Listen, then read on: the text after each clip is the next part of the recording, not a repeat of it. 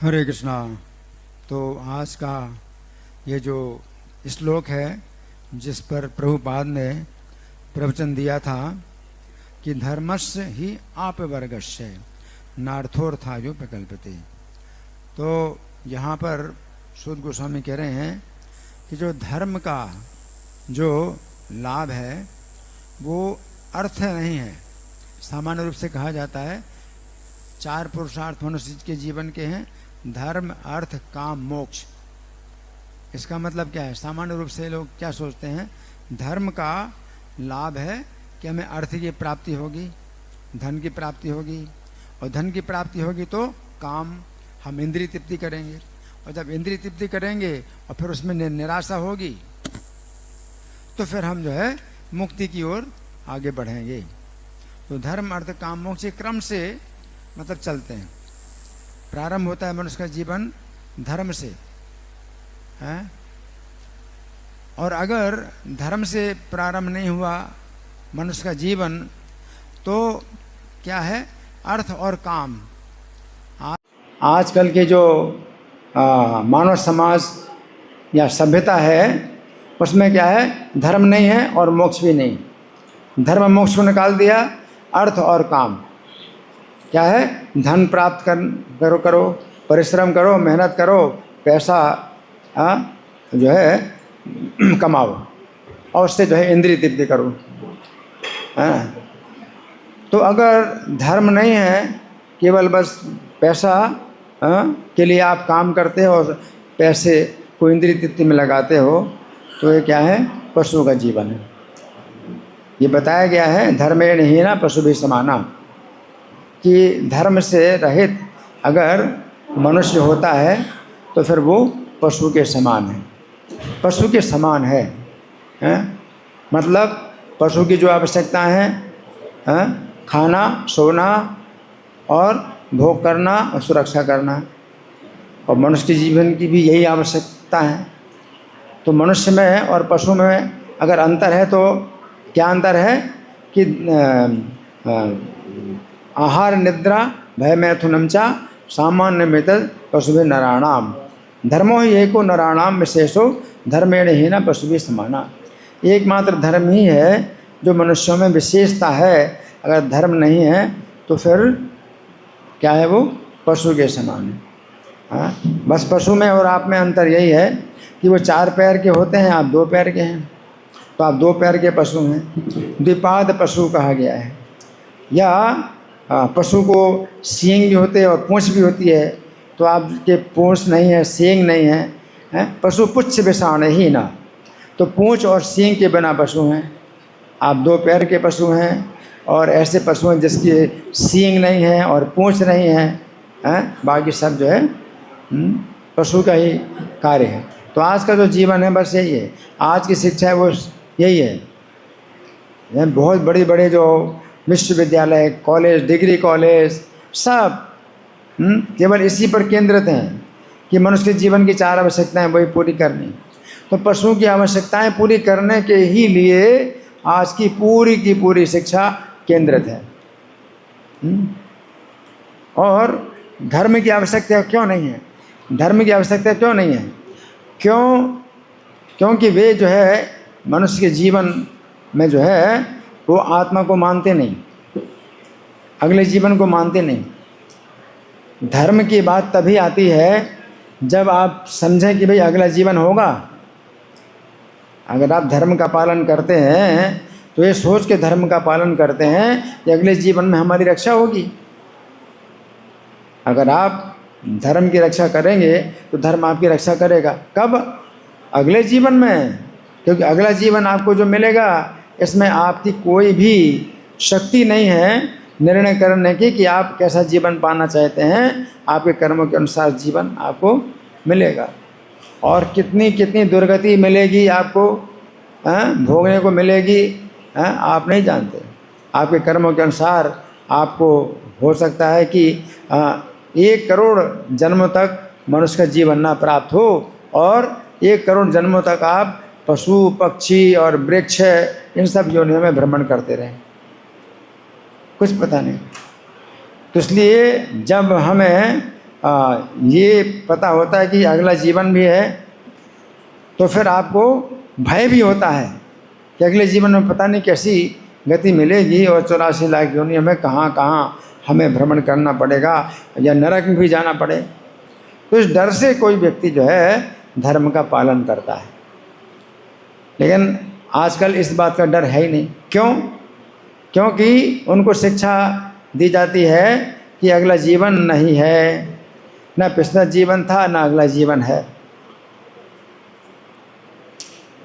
और आज की शिक्षा में चूंकि ये नहीं बताया जाता ना पिछला जीवन था, तो पिछला जीवन नहीं था। आज की शिक्षा में ये सिखाया जाता पिछला जीवन नहीं था, तो इस जीवन में फिर लोग आत्महत्या क्यों करते हैं? धर्म का पालन भी नहीं करते और इस जीवन में आत्महत्या भी करते हैं। क्यों आत्महत्या करते हैं? क्योंकि पिछले जीवन को आप नहीं मानते, तो आप फिर जो है देखते हैं कि ऐसा क्यों हो रहा है आपके साथ। आप तो किसी को गलत नहीं करते, आप कोई गलत काम नहीं करते, किसी का भी बुरा नहीं करते, आपके साथ बुरा क्यों हो रहा है? हैं? कोई आपके साथ दुर्व्यवहार करता है, कोई आपके साथ धोखा देता है। मैं तो किसी को धोखा नहीं देता, मुझे सब लोग धोखा दे रहे हैं। तो इसलिए लोग आत्महत्या करते हैं, निराश होते हैं। ऐसा क्यों? लेकिन अगर पिछला जीवन माने आप, तो आपको बड़ा बल मिलेगा जीने का कि ठीक है, पिछले जीवन में मैंने कुछ किया था, तो इस जीवन में उसने मेरा किया, है ना। और इस जीवन में अब मैं जो है किसी का ऐसा बुरा ना करूं, तो अगला जीवन में मुझे भी जो है अच्छी गति मिलेगी। तो पिछला जीवन मानना, अगला जीवन मानना, इससे जो है बहुत बल मिलता है आपको धर्म का पालन करने में।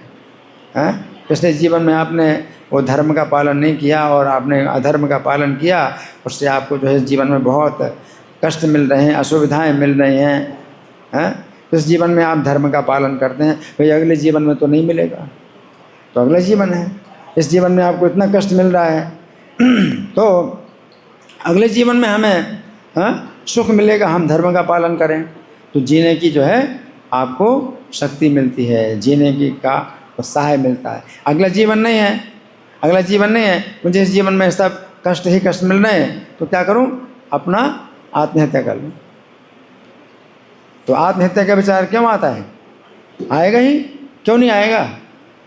आज की शिक्षा ही जो है ऐसी है कि व्यक्ति जो है आत्महत्या के लिए विचार करता है कि आत्महत्या कर लूँ मैं। उसने मुझे धोखा दे दिया, इसने मुझे धोखा दे दिया, कोई मेरी नहीं सुनता। लेकिन अगला जीवन है तो आप क्या सोचेंगे? चलो ठीक है, इस जीवन में कुछ भी हो, लेकिन मैं इस जीवन में ऐसे कर्म कर रहा हूँ तो अगले जीवन में तो मिलेगा उसमें। पिछले जीवन का जो है मिल रहा है, पिछले जीवन में कुछ किया, है ना। जैसे प्रभुपाद के साथ भी किसी भारतीय ने, प्रभुपाद विदेश में थे, किसी भारतीय ने प्रभुपाद के साथ जो है बड़ा दुर्व्यवहार किया। तो शिष्यों ने कहा कि प्रभुपाद, उसने तो आपके साथ बहुत गलत व्यवहार किया। तो प्रभुपाद ने क्या कहा कि I must have done something wrong in my last life with him, कि मैंने अपने पिछले जीवन में उसके साथ कुछ अन्याय किया होगा, उसने मेरे साथ किया। तो कितना बल मिलता है आपको सोचने में। कोई अन्याय नहीं है, आपके कर्मों के अनुसार जो है जितना भी दुख मिल रहा है आपके कर्मों के अनुसार मिल रहा है। चाहे छोटा कष्ट मिले, चाहे बड़ा कष्ट मिले, और बड़े से बड़ा कष्ट मिले, कर्मों के अनुसार मिल रहा है। और आगे जीवन है, अगले जीवन में हम जो है अपने अच्छे कर्म का फल भोगेंगे। तो ये जो है एक सामान्य व्यक्ति जो है इतना सोचता है। तो धर्म अर्थ काम मोक्ष का मतलब यही है कि जब कोई व्यक्ति पिछले जीवन को मानता, अगले जीवन को मानता है, तो उसको चाहे जितने भी जीवन में निराशाएं मिलें, जितने भी कष्ट मिलें, परेशानियां मिलें, तो वो क्या सोचता है, इस जीवन के बाद अगला जीवन तो है, और अगला जीवन में क्या है, अच्छा मिलेगा, है ना। तो धर्म अर्थ है, तो धर्म से जो है वो अर्थ प्राप्त करता है, यानी धर्म के अनुसार चलते हुए अर्थ प्राप्त करता है, अधर्म के अनुसार अर्थ प्राप्त नहीं करता। धर्म अर्थ का मतलब ये कि आपको पैसा चाहिए तो पैसा तो आप जो है किसी की जेब काट करके पैसा ले सकते हो, चोरी करके पैसा ले सकते हो, लेकिन नहीं, मुझे पैसा तो चाहिए, पैसे आवश्यकता है, लेकिन धर्म के अनुसार ही मुझे जो है पैसा प्राप्त होए, तो उससे क्या होगा कि अगले जीवन में मुझे वो जो है फल नहीं भोगना पड़ेगा, अधर्म का फल नहीं भोगना पड़ेगा। अधर्म से हम जो है पैसा अगर प्राप्त करेंगे, चोरी करके, डाका डाल करके, किसी की हत्या करके हम पैसा इकट्ठा कर लें, नहीं नहीं, ऐसे पैसा इकट्ठा नहीं करना। तो आज की शिक्षा ऐसा ही है कि आप जो है किसी तरह से पैसा इकट्ठा करो, चाहे किसी की चोरी करो, चाहे किसी की हत्या करो, चाहे किसी को लूटो, पैसा इकट्ठा करो। अगला जीवन तो है ही नहीं, अगला जीवन नहीं है, तो फिर हम जितना भी कर्म करते हैं, अगर उसका लेखा जोखा भी मान लो कोई कर रहा हो, तो उससे क्या होगा? हमारा अगला जीवन है ही नहीं, हम रहेंगे नहीं, तो कौन कष्ट भोगेगा हमारे कर्मों का? तो हमारे कर्मों का लेखा जोखा कोई अगर नोट कर भी रहा है, तो हमें क्या चिंता? इस जीवन के बाद अगला जीवन ही नहीं। तो ये चीज़ होती है धर्म, अर्थ, काम, और अर्थ से काम, कि काम मतलब इंद्रिय तृप्ति करता है, इंद्रिय तृप्ति करता है, और फिर जब उसमें निराशा मिलती है और उसको जो है उसको जो है अतृप्ति मिलती है, तो वो सोचता है कि भाई जन्म मरण से हम जो है जन्म मरण के बंधन से मैं छूट जाऊं, तो ज़्यादा अच्छा है कि भाई इस जीवन का जो है मुझे लाभ मिल जाएगा, कि अगला जीवन ही नहीं होगा, जन्म का कष्ट नहीं भोगना पड़ेगा, मरण का कष्ट नहीं भोगना पड़ेगा, बुढ़ापे का कष्ट नहीं भोगना पड़ेगा, बीमारी का कष्ट नहीं भोगना पड़ेगा। तो वो मोक्ष, इस तरह का मोक्ष, तो इस तरह का जो मोक्ष है वो होता है निर्विशेष मुक्ति। निर्विशेष मुक्ति, निराकार मुक्ति की, निराकार ब्रह्म में जो है हम जो है मुक्ति प्राप्त कर लें, तो ये मोक्ष है। तो सामान्य मनुष्य के लिए ये चार चीज़ें होती हैं। लेकिन जो ज़्यादा उन्नत हैं, जो ज्ञान में ज़्यादा उन्नत हैं, तो वो क्या सोचते हैं कि शुरू से ही धर्म से ही जो है हमें क्या करना चाहिए, धर्म ही जो है हमारा होना चाहिए। किस लिए? अर्थ की प्राप्ति के लिए नहीं, बल्कि अपवर्ग। तो अपवर्ग यानी पा वर्ग से मैं मुक्त हो जाऊं। तो पा वर्ग जो है प्रभुपाद ने बड़ा अच्छा समझाया कि हिंदी वर्णमाला में जो है का वर्ग है, चा वर्ग है, टा वर्ग है, इस तरह से जो है 5 अलग अलग वर्ग हैं, का वर्ग, चा वर्ग, टा वर्ग, पा वर्ग, है ना। तो उसमें से जो है जो पा वर्ग है तो पा फा बा भा मा है। तो पा का अर्थ जो है प्रभुपाद कहते हैं परिश्रम, लेकिन भक्ति रसामृत सिंधु में जो बताया गया वो ज़्यादा वो जो है हमें सही लगता है, प्रभुपाद ने ही बताया भक्ति रसामृत सिंधु में। तो पा का मतलब पराभव, पा का मतलब पराभव, है ना। तो पराभव, इस भौतिक जगत में पराभव ये जो है स्वाभाविक है कि आप असफल होते हैं। किसी भी कार्य में सफलता अगर प्राप्त करना चाहते हैं तो आपको असफल होना पड़ेगा। इसलिए क्या कहा जाता है कि असफलता ही सफलता की कुंजी है। फेल्योर इज़ दी की टू सक्सेस। तो हाँ, हर कार्य में आपको असफलता मिलती है। चाहे बच्चा है तो जब वो चलना सीखता है तो उसको गिरना पड़ता है, बार बार असफल होता है ना। तो पढ़ाई में भी आप जो है बार बार याद करते हैं, बार बार भूल जाते हैं, फिर असफल हो जाते हैं, फिर याद करते हैं। तो ये हर कार्य में आपको असफलता मिलती है, चाहे कोई भी कार्य हो, सीखना पड़ता है। तो पा का मतलब पराभव, कि आपको असफलता मिलेगी। फिर फा का मतलब फेनिल, उसको परिश्रम कह सकते हैं। फेनिल का मतलब फेना। तो पा और फा का अलग अलग अंतर ये पता चलता है। पा का मतलब पराभव, फा का मतलब फेनिल, जिसमें परिश्रम से फेना निकलता है मुँह से, तो ये परिश्रम है। तो परिश्रम आपको करना ही पड़ेगा। भौतिक संसार ऐसा है कि परिश्रम करना ही पड़ेगा। तो प्रभुपाद जी बताते हैं कि भौतिक जगत में आपको परिश्रम करना ही पड़ता है, और माया की जो है सेवा में आपको परिश्रम ही परिश्रम मिलेगा, है ना। और कृष्ण की सेवा में आपको राहत मिलती है। तो कृष्ण ही ऐसे एकमात्र हैं जिनको परिश्रम नहीं करना पड़ता है। हाँ, उनको परिश्रम नहीं करना पड़ता, और वो जो है भोगते हैं, आनंद भोगते हैं। तो भगवान जो है एक ऐसे व्यक्ति हैं कि उनकी सेवा अगर आप करेंगे तो आपको भी परिश्रम नहीं होगा। तो जो भक्त लोग होते हैं तो कृष्ण की सेवा करते हैं, तो इस्कॉन के जितने मंदिर हैं उनको जो है परिश्रम नहीं करना पड़ता है। वो परिश्रम अगर कुछ करना पड़ता है तो वो यही कृष्ण की सेवा में आप परिश्रम करते हैं कि भागवतम सुनते हैं, मंगल आरती में उठते हैं। तो ये तपस्या दिव्य तपस्या कहलाती है। ये दिव्य तपस्या जो है उस परिश्रम से अलग है जो माया की सेवा में आपको परिश्रम करना पड़ता है, और उसका फल क्या है? कुछ नहीं, केवल परिश्रम ही उसका फल मिलता है। इस भौतिक जो भक्ति में जो आप परिश्रम करते हैं वो परिश्रम क्या होता है? आपकी चेतना को शुद्ध करता है, चेतो दर्पण मार्जनम। और आप जो है इसमें फिर शुरू में जो विष की तरह लगता है, परिणाम में अमृत हो जाता है। तो आपको जो परिश्रम इसमें करना पड़ता है, तो शुरू में वो हो सकता है जहर की तरह लगे आपको कि मंगल आरती में उठ रहे हैं, बड़ा कष्ट हो रहा है, और क्लास में बैठे हैं और नींद आ रही है, फिर भी आप बैठे हैं, तो ये परिश्रम लगता है। लेकिन इसका परिणाम क्या होता है? यह तदग्रे विषमेव परिणाम में अमृतोपम। तो जो शुरू में विष की तरह लगता है वो परिणाम में अमृत की तरह हो जाता है। तो ये परिश्रम जो है क्या होता है? ये फ्रूटफुल होता है, यानी परिश्रम सफल, आपका परिश्रम सफल होगा, सफलता मिलेगी।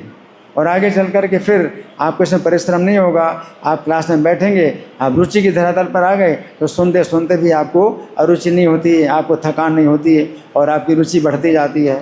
तो फिर वो परिश्रम नहीं रहेगा, तो वो आनंद हो जाएगा। तो फा का मतलब है फेनल। भौतिक संसार में आपको परिश्रम करना पड़ता है और उस परिश्रम का कोई फायदा नहीं होता। जैसे मधुमक्खी है तो इतना परिश्रम करती है, शहद को इकट्ठा करती है, और मिलता क्या उसको? परिश्रम ही मिलता है। कि कोई जो है होता है जो शहद निकालने वाला, वो शहद निकाल के ले जाता है, वो उसको परिश्रम। जैसे गधे का बताया तो प्रभुपाद ने बड़ा अच्छा गधे का जीवन बताया तो गधे को केवल परिश्रम ही परिश्रम मिलता है। घास वो सोचता है घास मुझे इस कारण से मिल रही।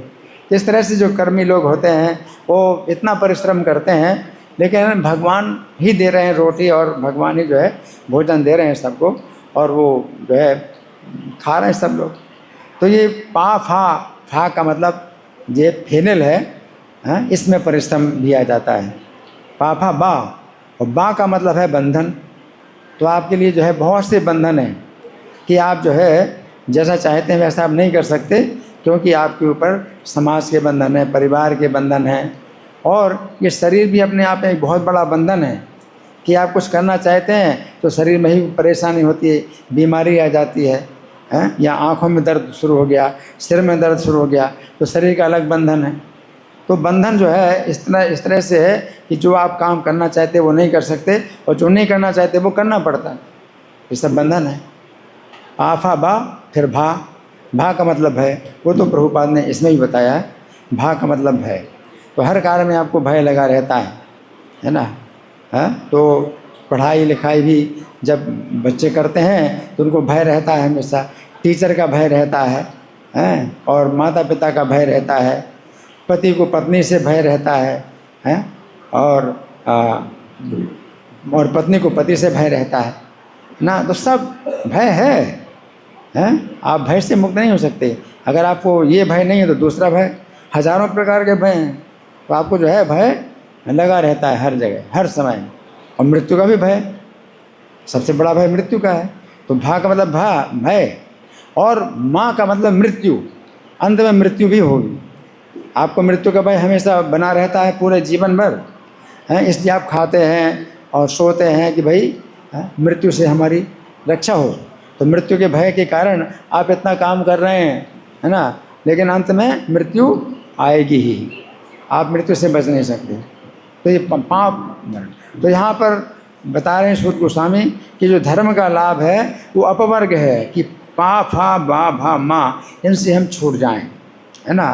तो मतलब जीवन में जो है आगे चल कर के हमें ऐसा जीवन प्राप्त हो कि जन्म मरण बुढ़ापा बीमारी का कष्ट न भोगना पड़े। नार्थोर था ऊपर। तो धर्म का केवल इतनी लाभ नहीं कि आपको पैसा मिले, पैसा जितना भी मिलता है तो उसमें क्या है कि वो जो है हम पैसा लगाएं इसके लिए, इसमें इस कार्य में पैसा लगाएं कि हमारा ये जन्म मरण का जो कष्ट है, जो पवर्ग है, ये हमारा समाप्त हो जाए। नार्थस्य धर्म कांतस्य। फिर अर्थ है, आपके पास पैसा है तो बहुत पैसा है तो अब इसमें किस में लगाएं? तो लोग सोचते हैं काम, हमें अपनी इंद्रिय तृप्ति करनी, इंद्रिय तृप्ति में लगाओ। तो ज़्यादा पैसा है तो बहुत बहुत बड़ी कार खरीद ली, फ्रिज है और बड़ा मकान और बड़ा मकान बना रहे और बड़ा मकान बना रहे हैं। तो ये जो है इंद्रिय तृप्ति, और इंद्रिय तृप्ति में इतना पैसा लगाया लेकिन आप क्या भोग पाएंगे? कुछ भी नहीं भोग पाएंगे। और आप कितना भी आप खाने की कोशिश करें वो उतना ही खा पाएंगे जितना आपकी शक्ति है। ज़्यादा खाएंगे तो उससे भी आपको नुकसान करेगा, तो आप इंद्रिय तृप्ति कर नहीं सकते। तो यहाँ पर धर्म का अर्थ का लाभ क्या है कि धर्म, हम जो है धर्म में पैसा लगाएं। तो धार्मिक व्यक्ति पहले भी होते थे, तो कोई जो है मस्जिद बनाते हैं, कोई मंदिर बनाते हैं, है ना, या धर्म के अनुसार जो है लोग भगवत प्रसाद बांटते हैं। तो हम लोग जो है पैसा हमारे पास होता है तो हम धर्म के कार्य में लगाते हैं। धर्म का कार्य एक क्या है? मंदिर निर्माण करना। इस्कॉन में पैसा लगाया जाता है मंदिर के निर्माण में। और दूसरा कार्य धर्म का क्या है? प्रसाद वितरण। तो भगवत प्रसाद जो है बांटा जाता है। और तीसरा धर्म का कार्य है पुस्तकों की छपाई। तो पैसा पुस्तकों की छपाई में, लेकिन जितना भी पैसा आए वो हमारे लिए जो है कभी ज़्यादा नहीं होता, क्योंकि ये कार्यक्रम ऐसे हैं जितना पैसा लगाओ उतना ही कम है। तो अर्थ का मतलब लाभ ये है कि हम धर्म के कार्य में पैसा लगाएं। नार्थस्य धर्म कांतस्य कामो लाभः इसमें है। तो अर्थ को अगर आप, पैसे को अगर आप इंद्रिय तृप्ति में लगाते हैं तो वो जो है क्या हो गया? सब कुछ बर्बाद हो गया। और इंद्रिय तृप्ति आपने लगाया तो उसका और भी जो है कर्म बनेगा, आपको भोगना पड़ेगा, है ना। तो इंद्रिय तृप्ति में आप जो धर्म पैसा लगाते हैं तो उसका भी आपका अधर्म बनता है, बहुत अधर्म बनता है कि आप इंद्रिय तृप्ति में आपने पैसा लगाया, है ना। क्योंकि भगवान का ये जो दिया हुआ पैसा है, तो ये जो है अगर आप भगवान की सेवा में नहीं लगाते तो आप चोर हैं, है ना। इस प्रकार से यहाँ पर ये बताया है कि धर्म अर्थ काम मोक्ष जो है ये चार प्रकार के जो है जो पुरुषार्थ हैं। तो उनमें जो है कोई व्यक्ति अगर भगवान की भक्ति प्राप्त करता है तो वो पंचम पुरुषार्थ, मनुष्य के जीवन का पंचम पुरुषार्थ क्या है? कृष्ण की भक्ति, कृष्ण प्रेम, है ना। तो हम लोग नाम के 10 अपराध बोलते हैं, तो उसमें क्या बोलते हैं अंत में कि हम नाम के 10 अपराधों से बच करके रहें ताकि हम जीवन का परम पुरुषार्थ प्राप्त करें, वो है कृष्ण प्रेम। तो धर्म अर्थ काम मोक्ष ये चारों जो है फीके हैं प्रेम रूपी पुरुषार्थ। तो भगवत प्रेम जो है अगर हम प्राप्त कर लेते हैं तो धर्म अर्थ काम मोक्ष इन सब की कोई आवश्यकता नहीं है। प्रेमापमर्थो महान, चैतन्य महाप्रभु ने हमें शिक्षा दी है। 4 पुरुषार्थों से ऊपर मनुष्य के जीवन का पंचम पुरुषार्थ वो क्या है? कृष्ण प्रेम। धन्यवाद। ग्रंथराज श्रीमद् भागवतम की जय, श्रील प्रभुपाद की जय। हरे कृष्णा।